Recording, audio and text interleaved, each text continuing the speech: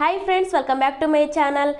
ನಮ್ಮ ಎಲ್ಲ ಅಂಗನವಾಡಿ ವರ್ಕರ್ಸ್ ಅಂದರೆ ಕಾರ್ಯಕರ್ತರಾಗಿರ್ಬೋದು ಅಥವಾ ಸಹಾಯಕಿಯರಾಗಿರ್ಬೋದು, ಅವ್ರದ್ದೆಲ್ಲರದು ಒಂದು ತುಂಬ ದೊಡ್ಡ ಬೇಡಿಕೆ ಅಂತಲೇ ಹೇಳ್ಬೋದು. ಏನಂದರೆ ಅವರು ಮಾಡುವ ಕೆಲಸ ಗುರುತಿಸ್ಬೇಕು ನಮ್ಮ ಸರ್ಕಾರ. ಮೊನ್ನೆ ನಮ್ಮ ಗುಜರಾತಿನಲ್ಲಿ ತೀರ್ಪು ಕೊಟ್ರಲ್ವಾ, ಎಲ್ಲ ಅಂಗನವಾಡಿ ವರ್ಕರ್ಸ್ಗಳಿಗೆ ಸರ್ಕಾರಿ ನೌಕರರು ಎಂದು ಪರಿಗಣಿಸಿದ್ರು. ಹಾಗೆ ಅವರ ಗೌರವಧನ ಕೂಡ ಹೆಚ್ಚಳ ಮಾಡಿದ್ರು. ಅದೇ ರೀತಿ ನಮ್ಮ ಸರ್ಕಾರದಲ್ಲೂ, ನಮ್ಮ ರಾಜ್ಯ ಸರ್ಕಾರದಲ್ಲೂ ನಮ್ಮ ಅಂಗನವಾಡಿ ವರ್ಕರ್ಸ್ಗಳನ್ನ ಗುರುತಿಸ್ಬೇಕು. ಅಂಗನವಾಡಿ ವರ್ಕರ್ಸ್ಗಳಿಗೆ ತುಂಬ ಜವಾಬ್ದಾರಿ ಕೊಡ್ತಾರೆ.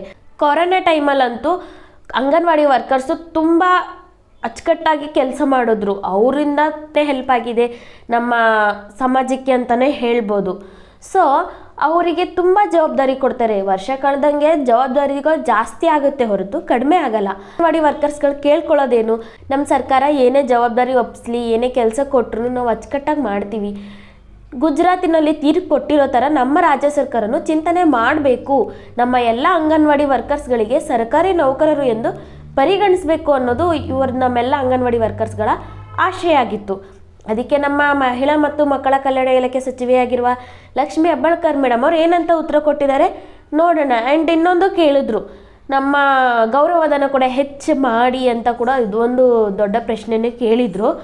ಅದಕ್ಕೂ ಕೂಡ ಆನ್ಸರ್ ಮಾಡಿದ್ದಾರೆ ನಮ್ಮ ಮಹಿಳಾ ಮತ್ತು ಮಕ್ಕಳ ಕಲ್ಯಾಣ ಇಲಾಖೆ ಸಚಿವೆಯಾಗಿರುವ ಲಕ್ಷ್ಮೀ ಹೆಬ್ಬಾಳ್ಕರ್ ಮೇಡಮ್ ಅವರು.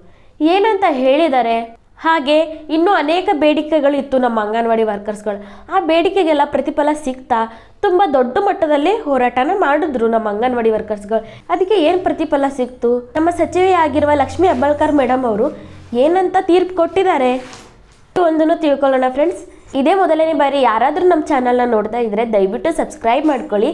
ಹಾಗೆ ಪಕ್ಕದಲ್ಲೇ ಕಾಣುವ ಬೆಲ್ಲೈಕನ್ನ ಕ್ಲಿಕ್ ಮಾಡಿ ಆ್ಯಂಡ್ ಆಲ್ ಅಂತ ಸೆಲೆಕ್ಟ್ ಮಾಡಿ ಫ್ರೆಂಡ್ಸ್. ನಾವು ಅಪ್ಲೋಡ್ ಮಾಡುವ ಎಲ್ಲ ವಿಡಿಯೋ ನೋಟಿಫಿಕೇಷನ್ ನಿಮಗೆ ಬಂದು ತಲುಪುತ್ತೆ. ಸೊ ನೀವು ವಿಡಿಯೋ ನೋಡಿ ಮಾಹಿತಿನ ತಿಳ್ಕೊಬೋದು. ಮತ್ತು ಗುಜರಾತಿನಲ್ಲಿ ಒಂದು ಉತ್ತಮವಾದ ತೀರ್ಪು ತಗೊಂಡಿದ್ದಾರೆ ಅಂತಲೇ ಹೇಳ್ಬೋದು. ನಮ್ಮ ಅಂಗನವಾಡಿ ವರ್ಕರ್ಸ್ಗಳ ಎಲ್ಲ ಹೋರಾಟದ ಪ್ರತಿಫಲ ಏನು ಸಿಕ್ತು, ಹಾಗೆ ನಮ್ಮ ಸರ್ಕಾರ ಏನಂತ ಉತ್ತರ ಕೊಟ್ಟಿದೆ, ಎಲ್ಲದ್ರ ಬಗ್ಗೆನೂ ನೋಡೋಣ ಫ್ರೆಂಡ್ಸ್. ಮೊದಲನೇದಾಗಿ ನಮ್ಮ ಅಂಗನವಾಡಿ ವರ್ಕರ್ಸ್ಗಳಿಗೆ ಸರ್ಕಾರಿ ನೌಕರರು ಎಂದು ಪರಿಗಣಿಸಬೇಕು ಅಂತ ಇವ್ರದ್ದು ಮುಖ್ಯ ಉದ್ದೇಶ ಆಗಿತ್ತು. ಗುಜರಾತಿನಲ್ಲಿ ಹೇಗೆ ತೀರ್ಪು ಕೊಟ್ಟರೋ ನಮ್ಮ ರಾಜ್ಯ ಸರ್ಕಾರದಲ್ಲೂ ಚಿಂತನೆ ಮಾಡಿ ನೀವು ನಮ್ಮ ಎಲ್ಲ ಅಂಗನವಾಡಿ ವರ್ಕರ್ಸ್ಗಳನ್ನ ಸರ್ಕಾರಿ ನೌಕರರೆಂದು ಪರಿಗಣಿಸಬೇಕು ಅನ್ನೋದು ಕೇಳಿದ್ರು. ಅದಕ್ಕೆ ನಮ್ಮ ಲಕ್ಷ್ಮೀ ಹೆಬ್ಬಾಳ್ಕರ್ ಮೇಡಮ್ ಅವರು ಏನು ಹೇಳಿದಾರಂದರೆ, ಅಂಗನವಾಡಿ ವರ್ಕರ್ಸ್ಗಳಿಗೆ ಸರ್ಕಾರಿ ನೌಕರರು ಎಂದು ಪರಿಗಣಿಸಲು ಸದ್ಯಕ್ಕೆ ಆಗೋದಿಲ್ಲ ಅನ್ನೋ ರೀತಿಯಲ್ಲೇ ಅವರ ಉತ್ತರ ಇತ್ತು ಫ್ರೆಂಡ್ಸ್. ಸೊ ಯಾಕೆ ಇಷ್ಟೊಂದು ನಮ್ಮ ಸರ್ಕಾರ ಯೋಚನೆ ಮಾಡಬೇಕು, ಸರ್ಕಾರಿ ನೌಕರರು ಎಂದು ಪರಿಗಣಿಸೋದ್ರಲ್ಲಿ ಇಷ್ಟೊಂದು ಕಷ್ಟ ಆಗ್ತಿದೆಯಾ? ಗುಜರಾತಿನಲ್ಲಿ ಹೈಕೋರ್ಟೇ ತೀರ್ಪು ಕೊಡ್ತಲ್ವಾ, ಅಂಗನವಾಡಿ ವರ್ಕರ್ಸ್ಗಳಿಗೆ ಸರ್ಕಾರಿ ನೌಕರರು ಎಂದೇ ಪರಿಗಣಿಸಬೇಕು ಅಂತ ಹೇಳ್ಬಿಟ್ಟು. ಅದ್ರ ಬದಲಾಗಿ ನಮ್ಮ ಸಚಿವೆ ಏನಂತ ಹೇಳಿದ್ರು ಲಕ್ಷ್ಮೀ ಹೆಬ್ಬಾಳ್ಕರ್ ಮೇಡಮ್ ಅವರು ಅಂದರೆ, ಆ ಥರ ಅದಕ್ಕೆ ಅವಕಾಶ ಇಲ್ಲ.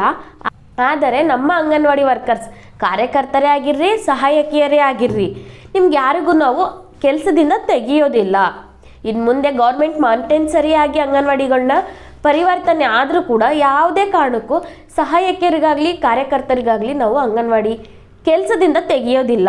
ನೀವು ಖಾಯಂ ಆಗಿರ್ತೀರಾ, ನಿಮ್ಮನ್ನೇ ನಾವು ಚೆನ್ನಾಗಿ ಅಪ್ಗ್ರೇಡ್ ಮಾಡ್ತೀವಿ ಅನ್ನೋ ಒಂದು ಮಾತನ್ನು ನಮ್ಮ ಸಚಿವೆಯಾಗಿರುವ ಲಕ್ಷ್ಮೀ ಹೆಬ್ಬಾಳ್ಕರ್ ಮೇಡಮ್ ಅವರು ತಿಳಿಸಿದ್ರು ಫ್ರೆಂಡ್ಸ್. ಅದಾದ ನಂತರ ಗೌರವಧನದ್ದು ಇನ್ನೊಂದು ಮುಖ್ಯ ಉದ್ದೇಶ ಆಗಿತ್ತು. ಸೊ ಅದನ್ನು ಪ್ರಶ್ನೆ ಮಾಡಿದಾಗ ಅದಕ್ಕೂ ಕೂಡ ನಮ್ಮ ಸಚಿವೆ ಏನಂತ ಹೇಳಿದ್ರು ಅಂದರೆ, ನಿಮ್ಮ ಅಂಗನವಾಡಿ ವರ್ಕರ್ಸ್ಗಳಿಗೆ ಗೌರವಧನನ ರಾಜ್ಯ ಸರ್ಕಾರ ಒಂದೇ ಅಲ್ಲ ಕೊಡೋದು, ರಾಜ್ಯ ಸರ್ಕಾರ ಮತ್ತು ಕೇಂದ್ರ ಸರ್ಕಾರ ಇಬ್ಬರು ಒಂದು ಇಷ್ಟಿಷ್ಟು % ಆಗಿ ನಿಮಗೆ ಸಂಬಳನ ಕೊಡ್ತೀವಿ. ಸೊ ಇವಾಗ ಸಡನ್ನಾಗಿ ಗೌರವಧನ ಹೆಚ್ಚಳ ಮಾಡಬೇಕು ಅಂದ್ರೂ ನಮ್ಮ ರಾಜ್ಯ ಸರ್ಕಾರ ಕೇಂದ್ರ ಸರ್ಕಾರ ಚರ್ಚಿಸಿ ಯೋಚನೆ ಮಾಡಿ ಹೇಳಬೇಕಾಗುತ್ತೆ. ಆದಷ್ಟು ಬೇಗ ರಾಜ್ಯ ಸರ್ಕಾರ ಕೇಂದ್ರ ಸರ್ಕಾರ ಡಿಸೈಡ್ ಮಾಡಿಬಿಟ್ಟು ನಿಮಗೆ ಗೌರವಧನನ ಹೆಚ್ಚಳ ಮಾಡ್ತೀವಿ, ಮಾಡೋದಂತೂ ನಿಜ, ಆದರೆ ಯಾವಾಗಂತ ಗೊತ್ತಿಲ್ಲ, ಖಂಡಿತವಾಗ್ಲೂ ಮಾಡ್ತೀವಿ ಅಂತ ಅದೊಂದು ಮಾತನ್ನು ತಿಳಿಸ್ಕೊಟ್ಟಿದ್ದಾರೆ.